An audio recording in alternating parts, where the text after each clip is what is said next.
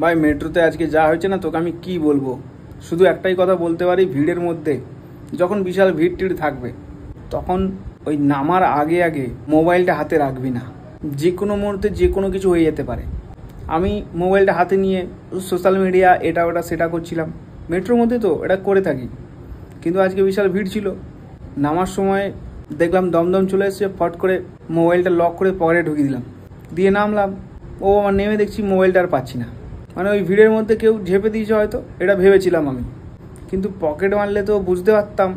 আমি নিজেই আমার মোবাইলটা পকেটে ঢোকালাম, তারপরে গেল কোথায় মোবাইলটা। কিছুক্ষণ দাঁড়িয়ে থাকতে থাকতে মাথাটা ঘুরে যাওয়ার মতো অবস্থা হলো। বসলাম, চেয়ারে বসলাম, একটু আরাম করলাম, একটু ভাবলাম, তারপরে যেটা রিয়েলাইজ করলাম, ওই ভিড়ের মধ্যে তাড়াহুড়োতে আমি নিজেই আমার মোবাইলটা অন্য কারো পকেটে ঢুকিয়ে দিয়েছি। ওটাই হয়েছে, এছাড়া কোনো অপশান নেই। ভাই রিকোয়েস্ট, ভাই মেট্রোতে যেখানে নামবি একটা স্টেশন আগে মোবাইলটা ঠিকঠাক জায়গায় ঢুকিয়ে নিবি, পকেটে যেখানে রাখার ব্যাগে থেকে।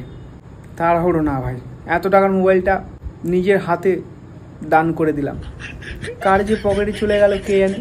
ইস, এরকম ভুলটা আমি করতে পারলাম না, কি আফসোস হচ্ছে। ইস, ছ্যা ছ্যা ছ্যা ছ্যা।